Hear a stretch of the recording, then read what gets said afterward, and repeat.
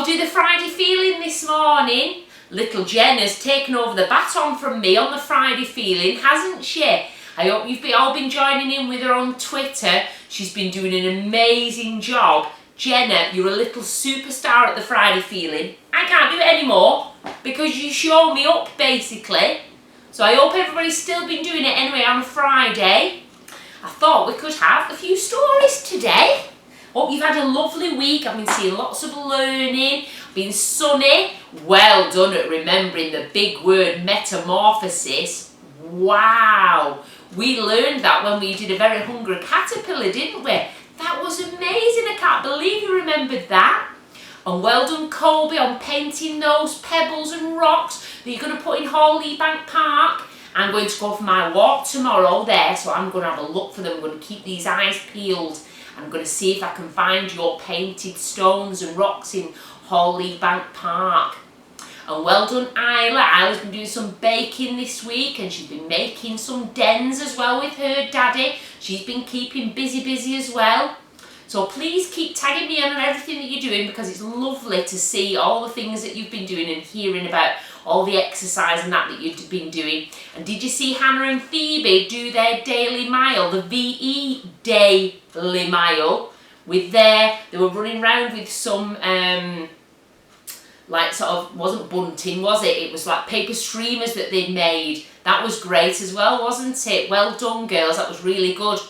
And I did put a story on YouTube the other day. It was, we're going on a bear hunt, and I put story time with Hannah. And it wasn't with Hannah, was it? It was with Phoebe. Sorry about that, Phoebe. But well done, it was a great story. So I thought we could have some stories today. And the first one I'm going to read is, My Daddy is a Giant. And this is for everyone who has the best daddy in the world.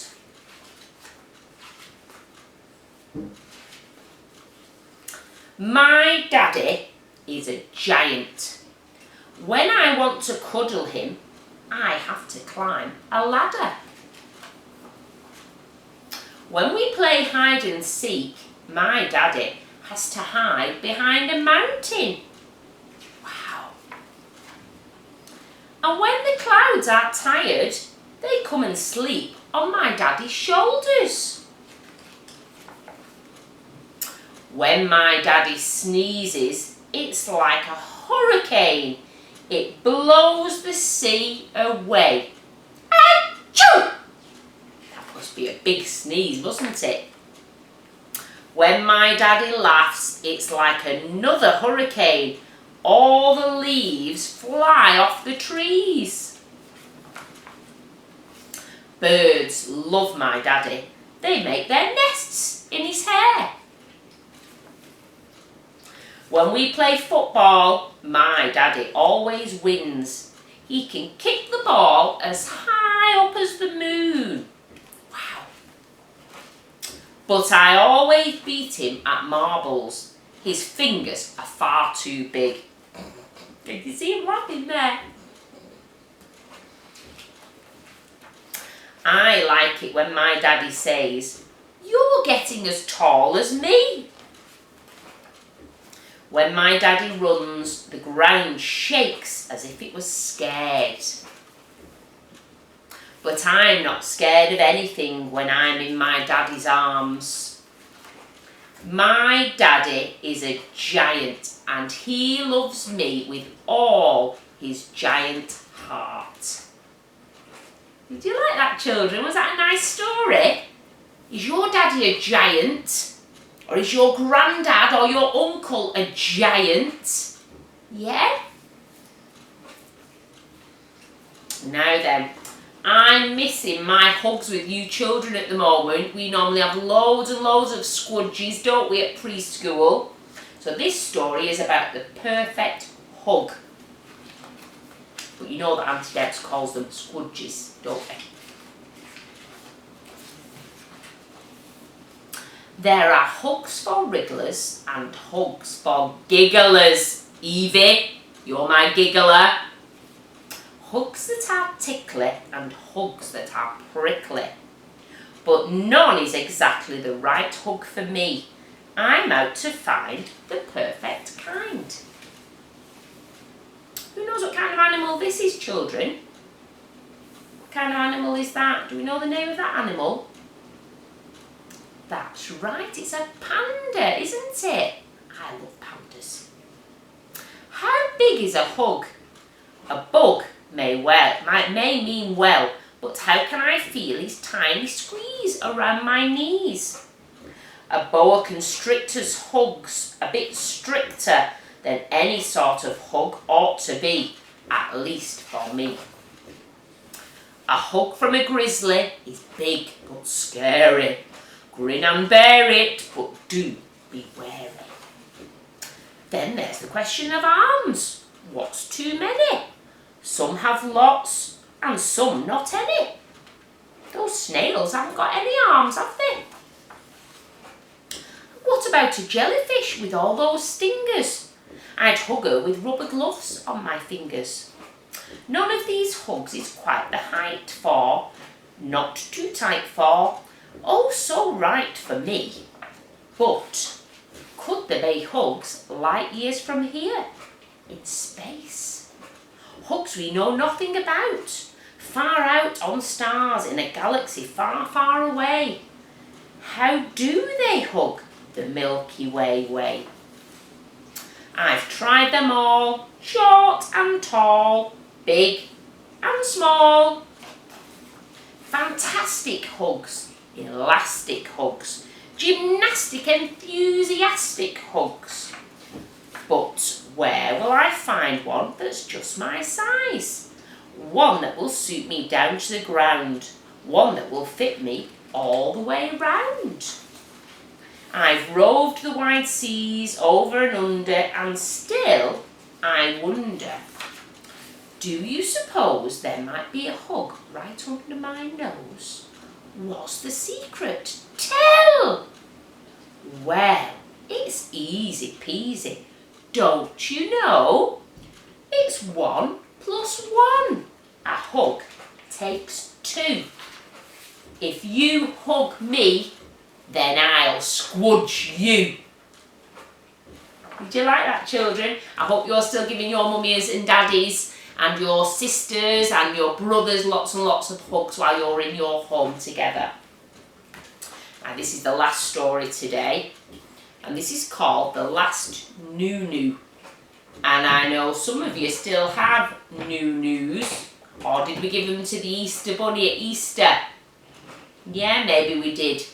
Shall we read about Marlon and his last Nunu?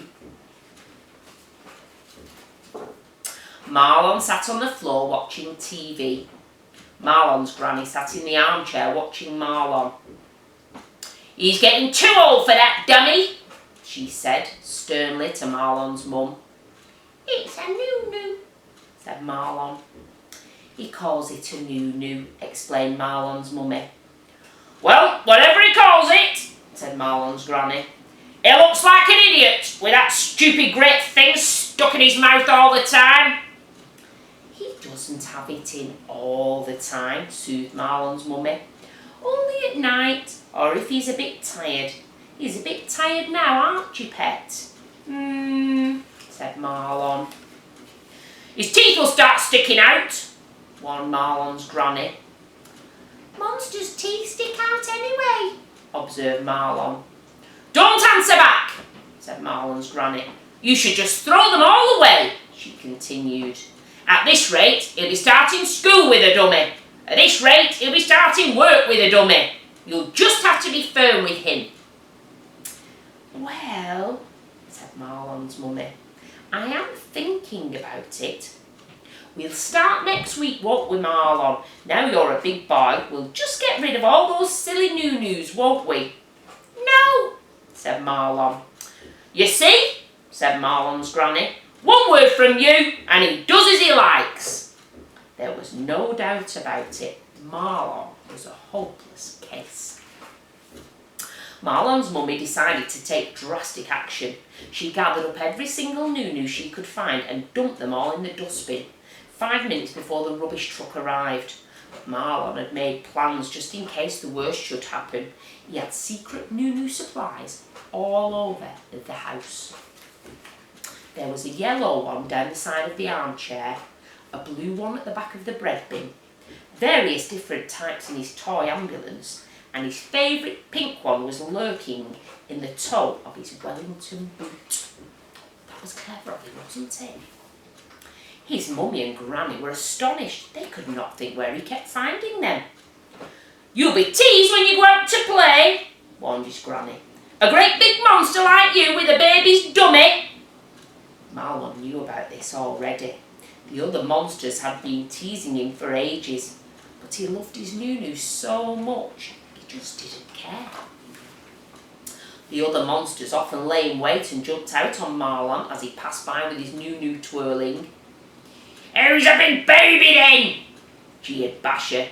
"Does the little baby need his dummy then?" sneered Alligatina. "Who's his mummy's little darling?" cooed Bumps-a-Daisy.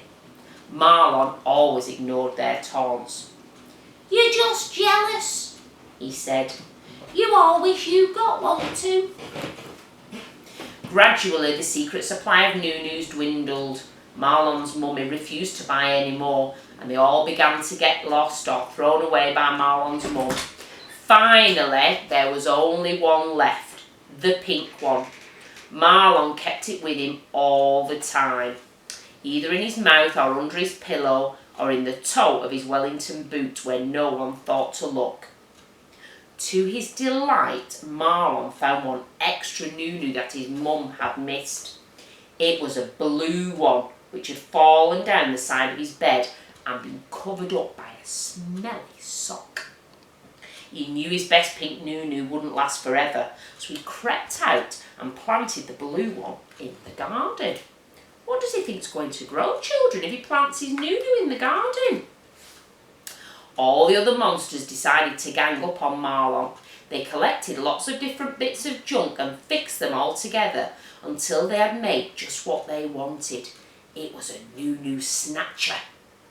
Then they waited behind a bush until Marlon came past with his pink Nunu twirling. "Here he comes," said Alligatina. "Grab it," yelled Bumps-a-Daisy. "No," said Basher. With one quick hooking movement, they caught the ring of the Nunu with the Nunu snatcher and pulled. But Marlon clenched his teeth and held on. Monsters have the most powerful jaws in the world. Once they have decided to hang on, that's it. Marlon hung on, the monsters hung on to the Nunu snatcher, and there they stayed, both sides pulling with all their monster might. And there they would still be if Marlon had not decided, just at that very moment, that perhaps he was too old to have a Nunu anymore. So he let go. And all the other monsters went whizzing off down the road, across the park and into the pond with a mighty splash. Marlon went home. "I've given up my Nunu," he said. "I sort of threw it into the pond." "Good gracious me," exclaimed Marlon's mum, sitting down suddenly with the shock. "I told you," said Marlon's granny. "You just have to be firm." "Actually," said Marlon, "I've planted one. So I'll have a Nunu tree, just in case I change my mind." "That's nice, dear," said Marlon's mummy. "Nonsense," said Marlon's granny. "Dummies don't grow on trees. A Nunu tree? How ridiculous." What's that in Marlon's garden? It's a tree with lots of Nunus on it. Lots of dummies on it. I wonder if any of you might do that at home. That would be interesting to know, wouldn't it? Well done, children. Now we're going to do our goodbye song, okay? Are we ready? Still got our tick-tock clock, haven't we, behind me? Can you hear it? So shall we do tick-tock song? Tick-tock, tick-tock, tick-tock, tick-tock. The clock says tick-tock. The clock says tick-tock. The clock says tick-tock. It's time to say Goodbye.